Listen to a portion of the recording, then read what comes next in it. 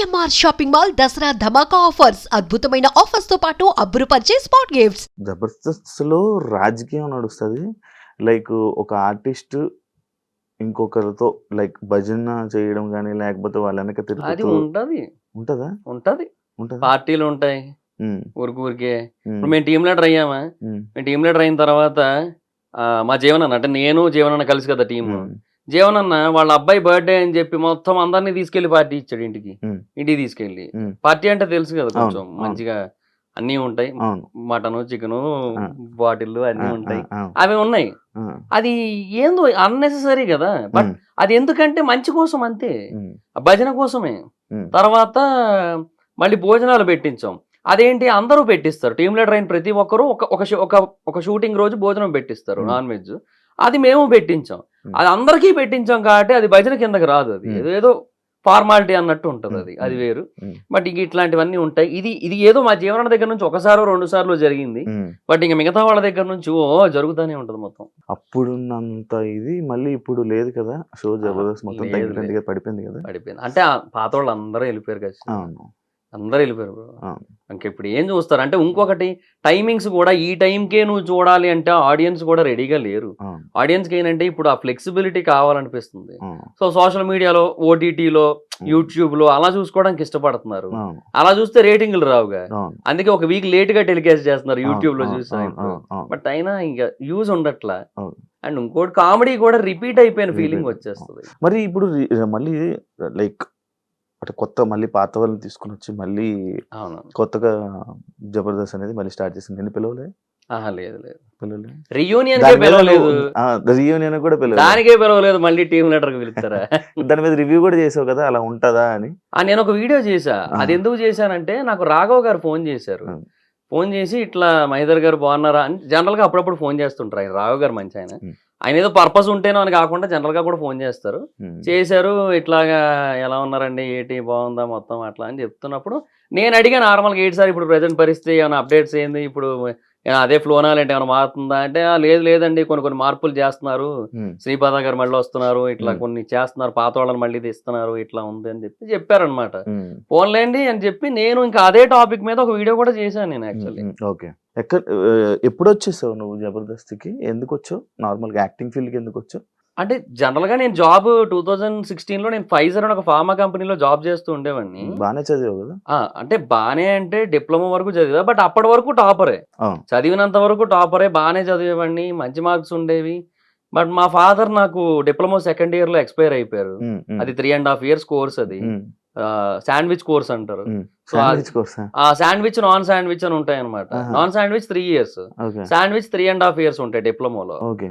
So అది ఎందుకు అన్నారో మాకు అర్థం కాదు తర్వాత ఎవడో జోక్ గా చెప్పుకుంది ఏంటంటే ఈ 3.5 years వాళ్ళకి ఇంకో 6 months వేస్ట్ అయిపోతాయి కదా ఆ, ఆ 6 months శాండ్విచ్ అయిపోద్ది వాళ్ళకి కాబట్టి అలా శాండ్విచ్ కోర్సులు అంటారని చెప్పి అట్లా జోకులు వేసుకునే వాళ్ళం అయితే మెటలర్జీ అది ఆ. Diploma in metallurgy um, so చాలా టఫ్ అండ్ థియరిటికల్ సబ్జెక్ట్ అది ఉమ్, దాంట్లో ఉమ్. కూడా చాలా బాగా చదివేవాడిని ఉమ్, అంతా బాగుండేది బట్ మా ఫాదర్ ఎప్పుడైతే ఎక్స్పైర్ అయిపోయారో ఉమ్, ఉమ్. మా మదర్ నన్ను 2.5 ఏళ్ళు చదివించడానికి చాలా ఇబ్బంది పడ్డారు ఓకే. సో ఇంకా ఆ తర్వాత అంతకంటే అంటే కష్టం కదా ఆ, సో దాని బేసిస్ మీద నేను జాబ్ కొట్టాను ఉమ్, మా క్లాస్ నుంచి 8 మంది వెళ్ళాం నేను నాకు ఒక్కడికే జాబ్ వచ్చింది మా బ్రాంచ్ నుంచి ఉమ్, సో హ్యాపీ జాబ్ చేసుకుంటున్నా బట్ అక్కడ నాకు ఒక ప్రాబ్లం ఉంది నేను స్ట్రైట్ ఫార్వర్డ్ పర్సన్ నేను ఉమ్, ఉమ్, నాకు ఎప్పుడైనా కొన్ని విషయాల్లో రాంగ్ జరుగుతుంది ఎస్పెషల్లీ అది నాకు ఎఫెక్ట్ అవుతుంది అంటే నేను మాట్లాడతా ఉమ్, నాకు అది జరిగింది అక్కడ ఉమ్, ఏబిసి జనరల్ జి 4 షిఫ్ట్లు ఉంటాయి అక్కడ మాది సి పడింది అనుకో వర్క్ బిలో జరగాలనుకో ఉమ్, అక్కడ జరగదు వర్క్ ఉమ్, ఆ షిఫ్ట్ ఇన్ఛార్జ్ అందరికంటే సీనియర్ మా షిఫ్ట్ ఇన్ఛార్జ్ అందరికంటే జూనియర్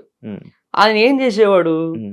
ఏదో మెషిన్లో రిపేర్ వచ్చిందనో లేదంటే టైంకి ప్రొడక్ట్ రాలేదనో ఏదో ఒకటి చెప్పి వర్క్ మొత్తాన్ని కూడా డిలే చేసి సికి. మా షిఫ్ట్కి వేసేవాడు ఆ, ఆ. మా షిఫ్ట్ ఇన్ఛార్జ్ ఏమో సరే మనం అలాగే చేద్దామంటే లేదు మనం చేసేయాలి అనేవాడు ఎందుకు వాడికి ఫర్దర్గా వచ్చే బెనిఫిట్ల కోసం వాడి దాంట్లో ఎక్కువ వర్క్ అయ్యిందంటే ఆబ్వియస్లీ వాడికి పేరు కదా ఆ. సో దానికోసం అని చెప్పి చేయించేవాడు ఉమ్, ఇలా ఒక 4 సార్లు జరిగింది నాకు చిరాకేసింది చెప్తుంటేనేమో మహిదర్ హమ్ చోటీ లోగ్ హేనా ఉస్కే సామ్నే so we have to adjust అనేవాడు ప్రతిసారి కూడా అంటే హిందీ ఆయన తెలుగు రాదు ఆయన. ఉమ్, ఉమ్, ఇట్లా చెప్తా ఉండేవాడు ఇంకా నాకు చిరాకేసి మేనేజర్కి వెళ్ళి వీళ్ళందరి మీద కంప్లైంట్ ఇచ్చాను ఉమ్, ఉమ్.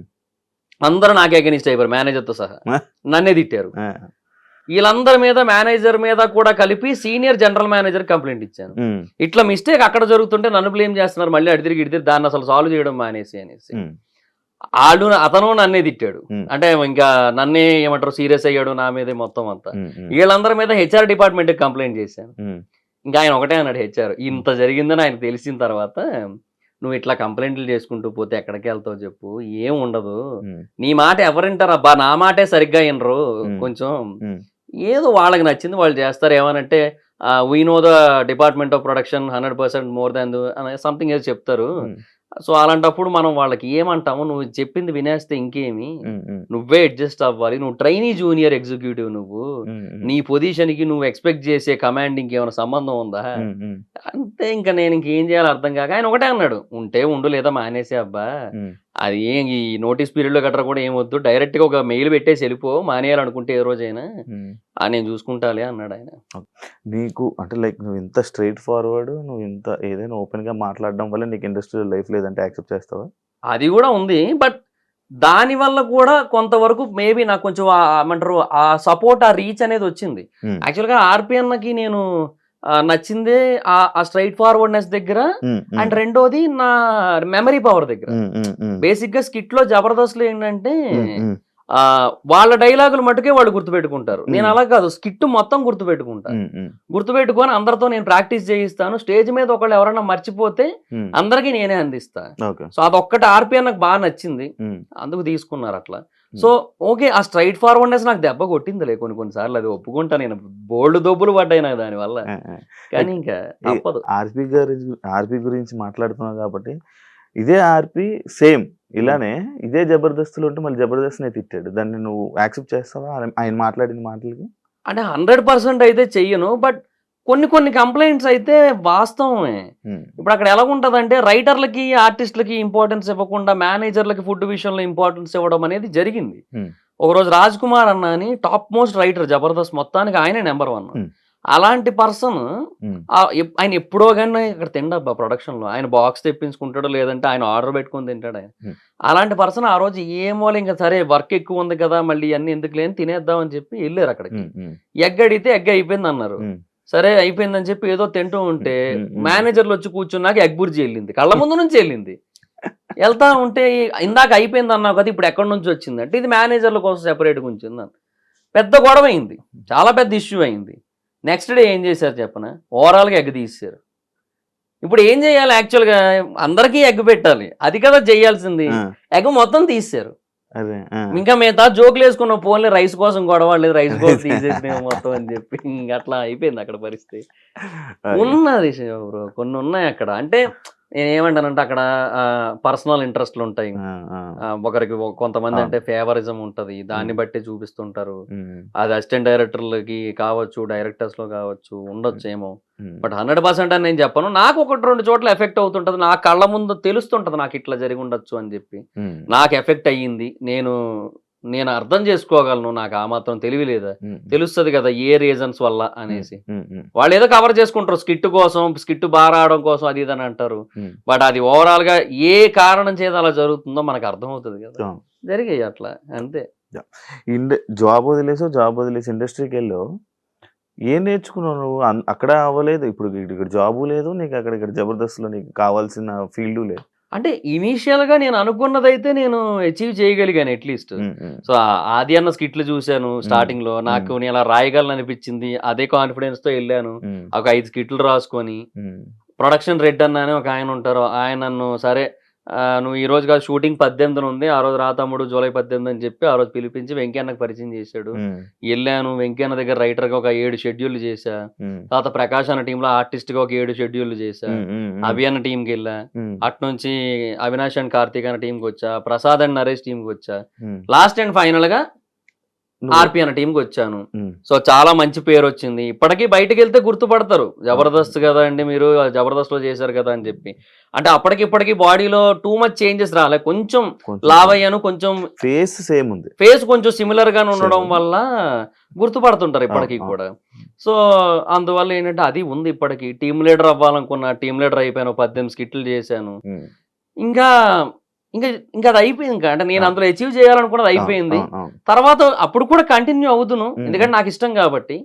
ఎందుకంటే నేను ఓన్లీ జబర్దస్త్ అనుకునే వచ్చా ఇండస్ట్రీకి, సినిమాలు అది ఏం లేదు నాకు, అలా అనుకుని వచ్చా, అందులో ఉంది నేను. బట్ అదే జరిగిన కొన్ని సిచ్యువేషన్స్ వల్ల ఇంకా అయిపోయాను. మహిదర్ వైబ్స్ ఏంటి అది పేరు ఎందుకు పెట్టావు అది? అంటే అప్పట్లో ఏదో ఒక యూనిక్ నేమ్ ఉండాలి అనేది ఒక పాయింట్, మళ్ళీ నా పేరు కూడా ఉండాలనేది ఒక పాయింట్. సో ఆ టైంలో ఎక్కడో అలా చదువుతూ ఉంటే గుడ్ వైబ్స్ బ్యాడ్ వైబ్స్ అని చెప్పి సంథింగ్ అలా ఉంటాయి కదా. సో అవే అలా చూస్తూ అది కొన్ని కొటేషన్లు ఏవో చదివినప్పుడు సరే వై నాట్ మహిదర్ వైబ్స్, అంటే నీ వైబ్స్, నా వైబ్స్, నా నుంచి ఎట్లాంటి వైబ్స్ వస్తాయి కొన్ని కంటెంట్స్ మీద అనే ఆస్పెక్ట్ మీద పెట్టాను. స్టార్టింగ్ లో కొంతమందికి అది పలకడం నాక మహిదర్ వైబ్సా, ఎంతమంది వైబ్స్ అన్నా అనేటోళ్ళు, అట్లా ఉండేది.